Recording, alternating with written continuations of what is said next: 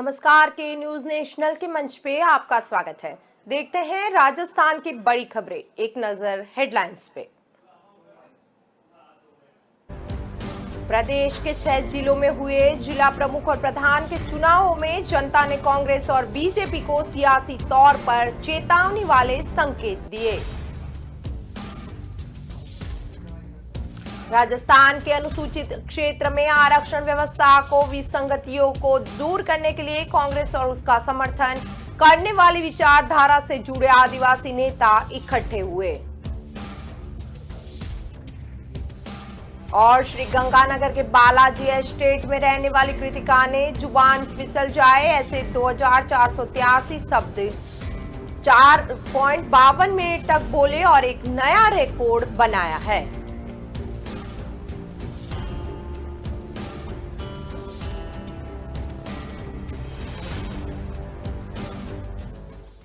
राजस्थान की खबरें विस्तार से देखें तो राजस्थान में चुनावों के बाद अब सियासी कलह और बढ़ता नजर आ रहा है। प्रदेश के 6 जिलों में हुए जिला प्रमुख और प्रधानों के चुनाव में जनता ने कांग्रेस और बीजेपी को सियासी तौर पर चेतावनी वाले संकेत दिए हैं। इन चुनावों में कई जगहों पर मिलीभगत और मीटर घात के उदाहरण देखने को मिले। इसके कारण आगे आने वाले दिनों में सियासी कलह और बढ़ने का रास्ता दिखाई दे रहा है। सरकार के मंत्री और विधायकों ने जिला प्रमुख चुनाव की जगह अपने क्षेत्र में प्रधान बनाने पर ही पूरा फोकस किया। इस वजह से जिला प्रमुख चुनावों में कांग्रेस जीती और बाजी हार गई। बीजेपी ने केवल एक जगह सिरोही में बहुमत होने के बावजूद कांग्रेस के बराबर 3 जिला प्रमुख बना लिए। कांग्रेस और बीजेपी के लिए इन चुनावों के रिजल्ट के अलग अलग सियासी मायने हैं। इन चुनावों से पूर्वीय राजस्थान से ये संकेत मिल रहे हैं कि बीजेपी इस क्षेत्र में अब भी अपनी पकड़ नहीं बना पाई। भरतपुर जिले में कांग्रेस बीजेपी दोनों की जगह निर्दलियों का बोलबाला रहा। कांग्रेस ने ज्यादातर जगहों पर पार्टी का सिंबल देने की जगह निर्दलीय चुनाव लड़वाया। इन चुनावों में बीजेपी की रणनीति कई जगह कांग्रेस पर भारी थी। दोनों ही पार्टियों में स्थानीय स्तर पर गुटबाजी हावी रही। अब गुटबाजी और बढ़ने की आशंकाएं हैं।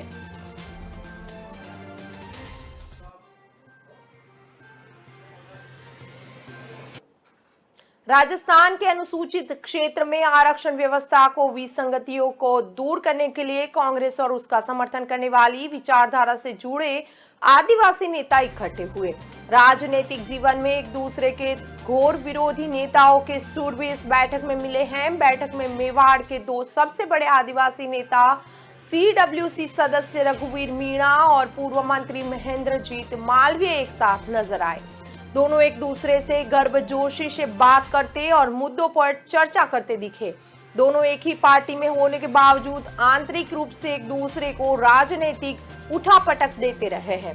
साथ ही अप्रत्यक्ष रूप से एक दूसरे पर आरोप प्रत्यारोप भी लगाते रहे। इसी तरह पूर्व सांसद ताराचंद बगोरा भी रघुवीर मीणा और महेंद्रजीत मालवीय के साथ गर्मजोशी से बैठक में शामिल होते नजर आए।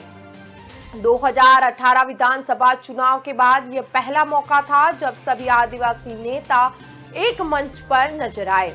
आदिवासियों के हित से जुड़ी इस अहम बैठक में CWC सदस्य रघुवीर मीणा ने कहा कि एसटी समुदाय विशेषकर जो इस TSP क्षेत्र में रहता है उसे लेकर आरक्षण व्यवस्था में खामियां हैं।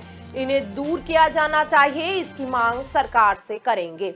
इसे लेकर पूर्व मंत्री और विधायक महेंद्रजीत सिंह मालवीय ने कहा कि अनुसूचित जनजाति में जो 12% आरक्षण दिया जाता है उसमें 5-5% आरक्षण अनुसूचित क्षेत्र के जनजाति के लिए अलग से प्रावधान किया जाए ताकि इस क्षेत्र में प्रशासनिक सेवा के अधिकारियों का पूर्ण रूप से प्रतिनिधित्व मिलने पर विकास के काम सही ढंग से हो सके। इस आरक्षण व्यवस्था का सभी प्रकार की राज्य सेवाओं में भी प्रावधान किया जाना चाहिए। जुबान फिसल जाए ऐसे 2483 शब्द 14.52 मिनट बोल के एक महिला ने श्री गंगानगर की बालाजी एस्टेट में रहने वाली कृतिका ने जुबान फिसल जाए ऐसे 2483 शब्द 14.52 मिनट तक बोल के एक नया रिकॉर्ड बना लिया। कृतिका का नाम Asia book of world record में इसके लिए दर्ज हुआ है। कृतिका एक टंग ट्विस्टर है। उन्होंने बातों ही बातों में एक ही लाइन को 191 बार बोला और नया रिकॉर्ड बना दिया। कृतिका बताती है कि करीब 3 महीने पहले वे घर पर मोबाइल स्क्रॉल कर रही थी। इसी दौरान उन्हें एक वीडियो मिला जिसमें एक युवती ने एक ही वाक्य को कई बार बोला। वीडियो में उस युवती ने एक ही सेंटेंस को 176 बार बोला और ऐसे एशिया बुक ऑफ रिकॉर्ड में दर्ज भी करवाया गया। बस यही से उनको आइडिया मिला। फिर कृतिका ने इस रिकॉर्ड को ब्रेक करने की ठान ली। कृतिका बताती है कि उनसे पहले ये रिकॉर्ड हरियाणा के रानिया के निवासी सिमरन ने बनाया था। उन्होंने इसके लिए मरहम भी गए, मरहम के लिए मरहम न मिला, हमदम से गए, हमदम के लिए हमदम मिला, इस लाइन को चुना था। पहली 7 बार उन्होंने बोला, फिर ना बोल, और ऐसे करते करते बिना किसी बाधा के रिपीटेशन चलता गया। इसको उन्होंने 10 मिनट 11 मिनट करते करते 13 मिनट तक पहुंचे थे। जब रिकॉर्ड की बराबरी हो गई तो फिर इसे तोड़ने के बारे में उन्होंने सोचा और उसे 2 से 3 बार और रिपीट किया तो 13 मिनट से ज्यादा इस सेंटेंस को बोल दिया। रिकॉर्ड भी ब्रेक हो गया और 14 मिनट 52 सेकंड तक इसी जुमले को 191 बार रिपीट कर ये कमाल उन्होंने कर दिखाया। राजस्थान विधानसभा में सत्र से पहले लेटर बम की प्रक्रिया दिखाई। पूर्व विधानसभा अध्यक्ष और वसुंधरा राजे के करीबी कैलाश मेघवाल के पत्र से फिर मेवाड़ और राजस्थान की राजनीति में भूचाल आ गया है। 9 सितंबर से शुरू हो रहे विधानसभा के मानसून सत्र से ठीक पहले कैलाश मेघवाल ने भाजपा के प्रदेशाध्यक्ष सतीश पूनिया को पत्र लिखकर नेता प्रतिपक्ष गुलाब चंद कटारिया को पद से हटाने की मांग की थी। मेघवाल ने इसके लिए सदन में कटारिया के खिलाफ निंदा प्रस्ताव लाने को भी कहा। इसके साथ साथ मेघवाल ने कटारिया पर कई गंभीर आरोप भी लगाए हैं। बता दें कि गुलाब चंद और कैलाश मेघवाल पूर्व मुख्यमंत्री भैरव सिंह शेखावत के समय से एक दूसरे के विरोधी रहे हैं। हालांकि मेघवाल का पत्र सामने आने के बाद कटारिया ने सिर्फ इतना ही कहा है कि कैलाश मेघवाल ने पत्र लिखा है, अब पार्टी जो भी निर्णय लेगी सहर्ष स्वीकार करेंगे। अपने पत्र को लेकर कैलाश मेघवाल ने कहा कि ये मनमानी करते हैं, इसीलिए लेटर लिखना पड़ा। मूल्य आधारित राजनीति नहीं हो रही। अभी उन्होंने कांग्रेस से जीती हुई महिला को जयपुर में जिला प्रमुख बना दिया और जश्न मना रहे हैं। ये कोई मूल्य आधारित राजनीति का प्रमाण है क्या? इस देश में लोगों ने लोकसभा ठुकराई, प्रधानमंत्री पद ठुकराया है। देश में अटल बिहारी वाजपेयी, दीनदयाल उपाध्याय जैसे आदर्श और यहाँ के जश्न मना रहे हैं। सतीश पूनिया को पत्र न मिलने की बात पर भी मेघवाल ने कहा कि कोई झूठ बोले तो उसका कुछ नहीं किया जा सकता। अब अरुण सिंह आ रहे हैं दिल्ली से, वो इसीलिए आ रहे हैं, देखते हैं वो क्या कहते हैं। अभी तक राजस्थान में बिजली संकट टला नहीं है। राजस्थान में बिजली संकट बरकरार है। कोयला कम पड़ गया है। सूरतगढ़ की कुछ यूनिट्स बंद है। महंगी बिजली खरीदी जा रही है। कुछ ऐसा ही बिजली कंपनियों का भी हाल है। ऐसे में राजस्थान राज्य सरकार ने क्राइसिस मैनेजमेंट के लिए पड़ोसी राज्य यूपी और पंजाब को दी जा रही बिजली सप्लाई में कटौती की। मॉनसून की थोड़ी बारिश से खेती में उपयोग कम होने से सरकार को अचानक थोड़ी राहत जरूर दे दी है, लेकिन हालात इस कदर खराब हो चुके हैं कि केवल मामूली क्राइसिस मैनेजमेंट और डिमांड में आई कमी से परेशानी हल होती दिखाई नहीं दे रही। बिजली कंपनियों का इंटरनल मैनेजमेंट तक गड़बड़ा गया है। जो सरकार ने इस क्राइसिस मैनेजमेंट से ठीक हो जाएगा ऐसा नहीं लग रहा। बिजली संकट से निपटने के लिए राजस्थान सरकार ने पड़ोसी भाजपा शासित उत्तर प्रदेश को दी जा रही बिजली की सप्लाई को पूरी तरह रोक दिया और कांग्रेस शासित पंजाब को दी जा रही बिजली सप्लाई भी रोक दी गई है, लेकिन पूरी तरह नहीं। पंजाब को 200 मेगावाट में से 80 मेगावाट बिजली की सप्लाई जारी है। उत्तर प्रदेश को दी जा रही 600 मेगावाट बिजली पूरी तरह रोक ली गई है। गहलोत सरकार का दावा है कि इस फैसले से संकट दूर होगा, लेकिन जानकारों का कहना है कि ये संकट के बीच में ऑयल इज वेल जैसी तसल्ली है। हालात ये है कि ग्रामीण क्षेत्र ही नहीं, कई शहरों में भी अघोषित बिजली कटौती की बढ़ोतरी हो रही है। फिलहाल वक्त हो चला है ब्रेक का। ब्रेक के बाद फिर मिलेंगे।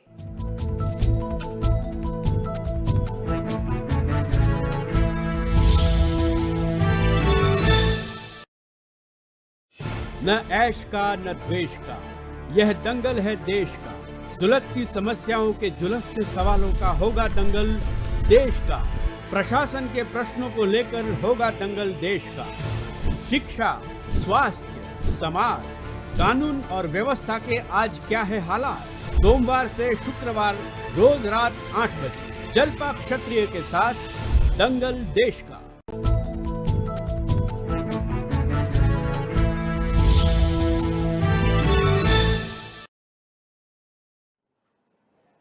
ब्रेक के बाद एक बार फिर आप सभी का के न्यूज नेशनल के मंच पे स्वागत है। राजस्थान की आगे की खबरों में देखें तो जयपुर जिला परिषद के चुनाव में कांग्रेस को 51 में से 27 सीटों का बहुमत मिलने के बावजूद कांग्रेस जिला प्रमुख का चुनाव हार गई है।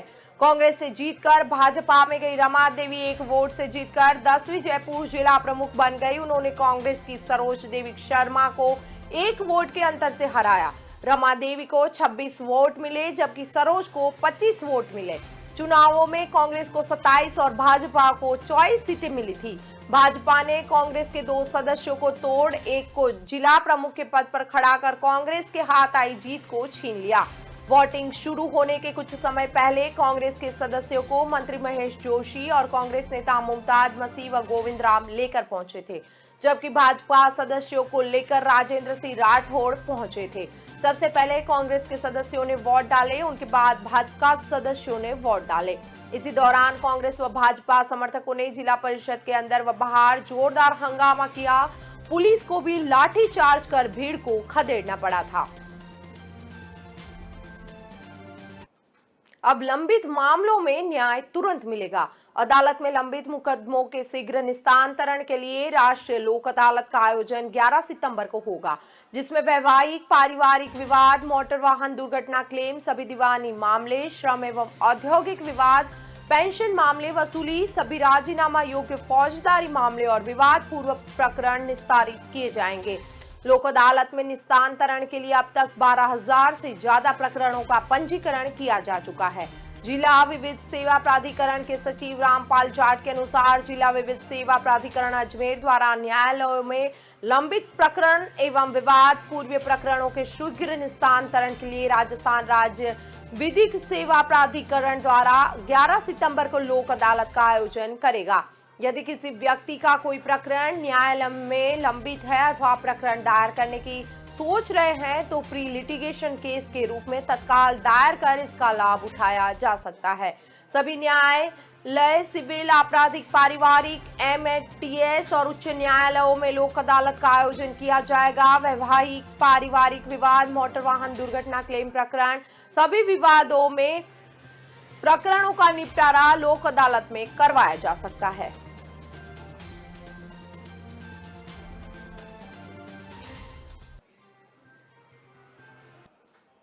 कोरोना के आंकड़ों को लेकर राजस्थान के सरकारी आंकड़ों में झूठ का कैसा खेल खेला जा रहा है, इसकी बानगी तब सामने आई जब जिला अस्पताल में 7 कंफर्म कोरोना पॉजिटिव रोगी होने के बावजूद सरकारी रिपोर्ट में 4 ही एक्टिव केस दिखाए गए। सरकारी लिपापोती तब और ज्यादा स्पष्ट हो गई जब रिपोर्ट में सोमवार को 2 नए कोरोना रोगी होना बताया गया, जबकि सोमवार शाम तक एक भी रोगी की आरटीपीसीआर रिपोर्ट पॉजिटिव नहीं आई थी। ऐसे में 2 नए कोरोना पॉजिटिव कहां से आए, ये समझ के बाहर रहा। जब इस बारे में अधिकारियों से सवाल किया गया तो उनके पास इसका कोई संतोषकारक उत्तर नहीं था। अब आंकड़ों पर नजर डालें तो सोमवार शाम जारी कोरोना बुलेटिन में जिले में 4 एक्टिव कोरोना केस बताए गए। सवाल ये उठता है कि जिले में 4 ही कोरोना एक्टिव केस है तो सरकारी अस्पताल में भर्ती 7 कंफर्म कोरोना पॉजिटिव रोगी कहां से आए। सोमवार शाम जारी किए कोरोना बुलेटिन में एक और झूठ ये भी सामने आया कि सोमवार को 2 नए कोरोना रोगी बताए गए, जबकि सोमवार को सरकारी अस्पताल में मिले 6 रोगियों में अब तक किसी नए कोरोना रोगी के कंफर्म पॉजिटिव होने की बात मानी नहीं गई है। सरकारी अस्पताल प्रबंधक के अनुसार जो 6 नए कोरोना रोगी रविवार रात आए उनकी आरटीपीसीआर रिपोर्ट आना अभी बाकी है, यानी उनमें से एक भी नया कंफर्म कोरोना पॉजिटिव शाम तक नहीं आया। तो 6 सितंबर शाम के बुलेटिन में 2 नए कोरोना रोगी कहां से आए, ये बात लोगों को पच नहीं रही।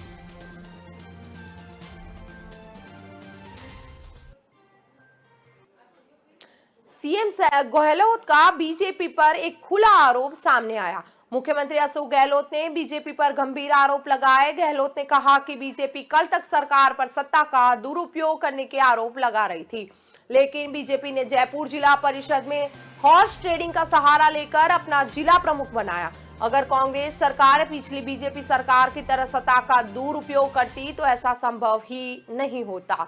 गहलोत ने यह भी आरोप लगाया है कि इस हॉर्स ट्रेडिंग के खेल में वही लोग शामिल हैं जो पहले भी राजस्थान में सरकार गिराने की गलत कोशिश कर चुके हैं। गहलोत ने इस बयान के जरिए सीधे सीधे बीजेपी के साथ ही बिना नाम लिए सचिन पायलट गुट पर भी निशाना साध दिया। कांग्रेस आला कमान को भी इसके जरिए बड़ा संदेश देने का प्रयास किया गया ताकि गहलोत के आरोपों को इस घटना से और मजबूती मिल सके। गहलोत ने आरोप लगाते हुए कहा कि पिछले 1 साल से भाजपा के केंद्रीय मंत्री और स्थानीय नेता लगातार मेरे खिलाफ बयानबाजी करते रहे हैं। भाजपा के मुख्यमंत्री पद के 6 दावेदारों में बिना तर्कों और फैक्ट्स के मेरे और प्रदेश सरकार के खिलाफ बयानबाजी की जाती है।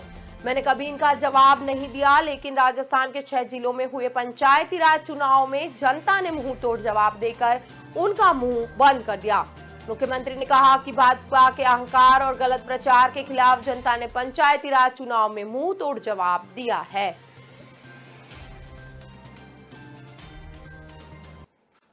भ्रष्टाचार निरोधक ब्यूरो एसीबी ने जयपुर में बड़ी कार्रवाई करते हुए एईएन जेईएन को 45,000 रुपए की रिश्वत लेते हुए गिरफ्तार कर लिया। आरोपियों ने शिक्षा संकुल में करवाए गए निर्माण कार्य का बिल पास करने की एवज में रिश्वत मांगी थी। प्रारंभिक जानकारी के अनुसार एसीबी की गिरफ्त में आए एईएन हरमीत सिंह और जेईएन राम प्रताप है। इन दोनों आरोपियों की कार की तलाशी में 3,30,000 रुपए भी मिले। स्पेशल इन्वेस्टिगेशन यूनिट जयपुर के प्रभारी एडिशनल एसपी बजरंग सिंह शेखावत के नेतृत्व में ये पूरी कार्रवाई की गई। भ्रष्टाचार निरोधक ब्यूरो के महानिदेशक भगवान लाल सैनी ने बताया कि गिरफ्तार आरोपी एईएन हरमीत सिंह व जेईएन राम प्रकाश है। दोनों ही समग्र शिक्षा अभियान शिक्षा संकुल जयपुर में पदस्थापित है। इनके खिलाफ एक कॉन्ट्रैक्टर की एसीबी मुख्यालय में शिकायत दर्ज करवाई गई थी। इसमें बताया गया कि फर्म द्वारा श्री गंगानगर में निर्माण कार्य करवाया गया, जिसमें 35 लाख रुपए के बकाया बिलों को भुगतान की एवज में बतौर कमीशन आरोपी हरमीत सिंह और राम प्रकाश खुद के लिए और विभाग के उच्च अधिकारियों के लिए 45,000 रुपए की रिश्वत मांगकर कई दिनों से परेशान कर रहे थे। रिश्वत नहीं देने पर बिल का भुगतान भी नहीं कर रहे थे। फिलहाल वक्त तो चला है ब्रेक का। ब्रेक के बाद फिर मिलेंगे।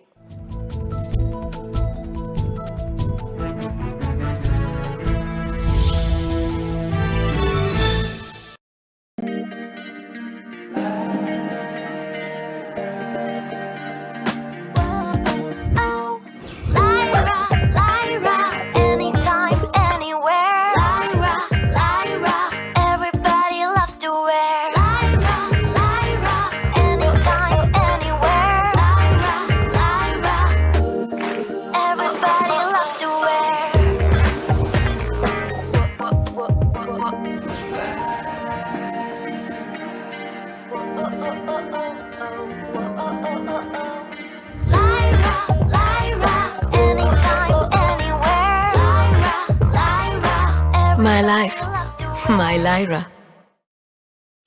न ऐश का न द्वेष का, यह दंगल है देश का। सुलगती समस्याओं के जुलसते सवालों का होगा दंगल देश का।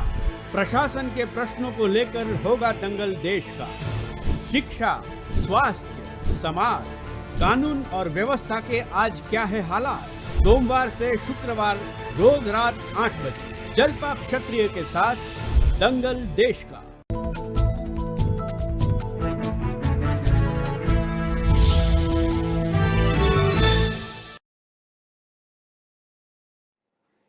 ब्रेक के बाद एक बार फिर आप सभी का राजस्थान की खबरों में स्वागत है। महात्मा गांधी राजकीय अस्पताल में नाइट शिफ्ट के दौरान जीएनएम कर रही 2 छात्राओं के साथ युवकों ने छेड़छाड़ करने का मामला सामने आया। युवक भी नर्सिंग के ही छात्र है। किसी निजी नर्सिंग कॉलेज से वो जुड़े हैं। हॉस्पिटल के 2nd ग्रेड नर्सिंग स्टाफ ने नाइट शिफ्ट में निजी नर्सिंग इंस्टीट्यूट के स्टूडेंट की ड्यूटी लगाई थी। सोमवार सुबह छात्राओं के साथ में छेड़छाड़ हुई। हॉस्पिटल का नर्सिंग स्टाफ पूरे दिन मामले को छिपाता रहा। रात में नर्सिंग छात्र यूनियन ने मामले की शिकायत कोतवाली में दर्ज करवाई। पुलिस भी पूरे मामले में पर्दा डालना चाहती थी। शहर कोतवाल रतन सिंह चौहान सोमवार को देर रात तक मामले में गोलमाल जवाब देते रहे। हालांकि हॉस्पिटल की ओर से पीएमओ डॉक्टर रवि उपाध्याय ने कोतवाल को पत्र लिखकर कार्रवाई के लिए कहा है। स्टूडेंट नर्सिंग एसोसिएशन ने पुलिस को दी रिपोर्ट में बताया कि सेकेंड ईयर और फर्स्ट ईयर छात्राओं की रविवार रात को ऑर्थोपेडिक वार्ड में ड्यूटी थी। हॉस्पिटल के नर्सिंग कर्मचारी रणछोड़ डाबी ने बाहरी नर्सिंग कॉलेज के 2 छात्रों को बुलाया और न्याय ड्यूटी लगाई थी, जिसके बाद रणछोड़ डाबी नाइट ड्यूटी से गायब हो गए। सुबह करीब 4:30 बजे छात्रों ने स्टाफ कक्ष में सो रही छात्राओं के साथ में छेड़छाड़ की। छात्राओं ने विरोध किया तो जान से मारने की धमकी दी गई। शोर शराबे के बीच भीड़ जमा हो गई, तब छात्र भीड़ को धमकाते हुए वहां से निकल गए।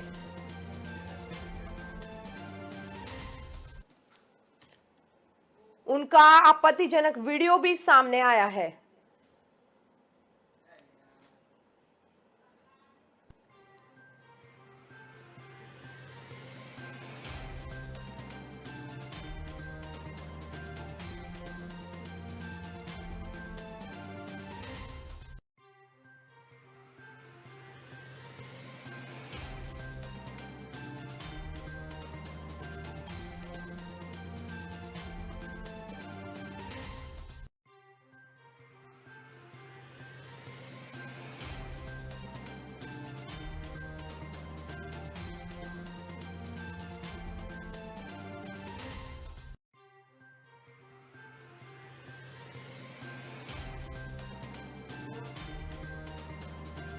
चौदह साल से 16 साल के नाबालिग कभी आपत्तिजनक वीडियो बना रहे हैं। इस आपत्तिजनक वीडियो बनाकर लोगों को वो ब्लैकमेल भी कर रहे हैं, जो इतनी सी उम्र में खुद को लड़की बताते हैं। फर्जी नाम से फेसबुक आईडी व व्हाट्सएप के जरिए बड़े बड़ों को मैसेज करते हैं और उनके साथ दोस्ती करके वीडियो कॉल करते हैं। फिर उनमें से कोई कॉल रिसीव करता है तो वो आपत्तिजनक वीडियो बनाकर सेक्स टॉर्शन में उसे फंसा लेते हैं।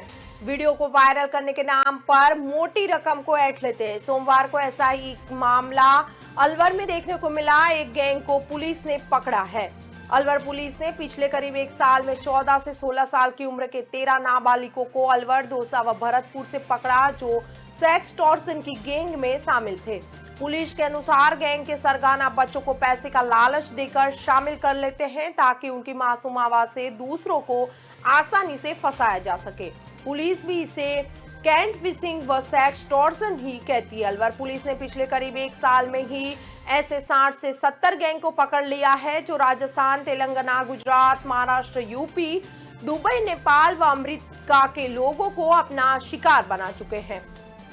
इन राज्यों में गैंग के लोग डॉक्टर, एडवोकेट से लेकर बिजनेसमैन तक को अपनी चाल में फंसाते हैं, जिनमें गैंग की 10 से 15 करोड़ रुपए की ठगी सामने आ चुकी है। कुछ गैंग में ऐसे शातिर है जो एक दिन में कई लाख रुपए की ठगी करते हैं। आसमान से बिजली गिरने से स्कूल की दीवार टूट गई। कोटड़ा क्षेत्र में एक बार फिर से आकाशीय बिजली गिरने से नुकसान हुआ है। हालांकि इस बार कोई जान हानि नहीं हुई, मगर स्कूल का भवन टूट गया। जानकारी के अनुसार सोमवार को हुई बरसात के बाद बिजली गरजी थी। उसी दौरान मामेर पंचायत के भूरी डेबर गांव में आकाशीय बिजली गिरी, जिसका केंद्र वहां का प्राथमिक स्कूल का भवन रहा। बिजली की तीव्रता इतनी तेज थी कि भवन का आधे से ज्यादा हिस्सा बिखर कर नीचे गिर गया। वहीं भवन की छत पूरी तरह लटक गई। गनीमत रही कि कोई जान हानि नहीं हुई। बिजली के कड़काने और गरजने की आवाज इतनी तेज थी कि स्थानीय लोग डर गए। स्कूल के कुछ दूरी पर दिनेश कोदावरी, वालजी कोदावरी आदि के मकान है। उन्होंने बताया कि बिजली स्कूल पर गिरी। अगर ये जरा भी आगे पीछे होती तो बहुत बड़ा हादसा बन सकता था। बता दें कि क्षेत्र में लगातार आकाशीय बिजली गिरने का प्रकोप जारी है। इसके पहले भी यहाँ 4 बार बिजली गिर चुकी है, जिनमें एक युवक सहित दर्जनों मवेशियों की मौत हो गई है।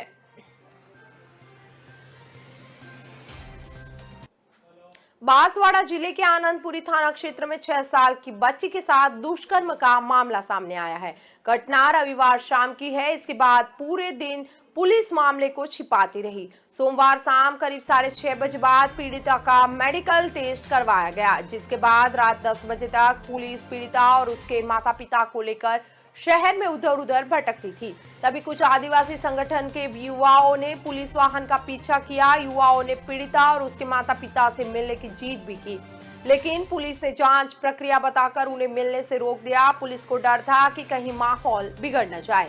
ऐसे में वह घटना को मीडिया व अन्य से दूर रखे हुए थे। वो सोमवार रात को पुलिस ने इतना जरूर स्पष्ट किया कि मामले में आरोपी की गिरफ्तारी हो चुकी है। थानाधिकारी कपिल पाटीदार ने बताया कि घटना रविवार शाम की है। बच्ची घर के बाहर खेल रही थी, तभी उसके घर में करीब 300 मीटर दूरी पर रहने वाला एक युवक उसे बाइक पर बिठाकर घर ले गया था। आरोपी ने उसके साथ दुष्कर्म किया।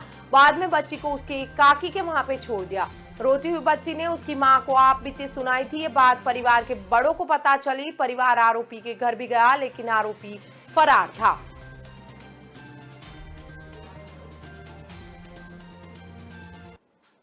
सांवलिया सेठ को 2 दिन में 5.50 करोड़ का चढ़ावा मिला है। प्रख्यात कृष्णधाम श्री सांवलिया जी मंदिर में सोमवार अमावस्या के बाद भंडारे से श्रद्धालुओं के चढ़ावे की राशि की गिनती दूसरे दिन भी हुई। कर्मचारी कम थे, लेकिन भंडारे यानी दान पात्र से निकली गई राशि की गिनती की जा रही है। अब भंडारे से करीब 5.5 करोड़ रुपए गिने जा चुके हैं। पूरे देश में भारी मान्यता वाले इस मंदिर में लाखों भक्त आते हैं और भारी मात्रा में चढ़ावा चढ़ाते हैं, जिसमें न केवल कैश होता है बल्कि सोने चांदी के जेवर से लेकर सोने चांदी के बर्तन, नारियल और अगणित सामग्री शामिल होती है।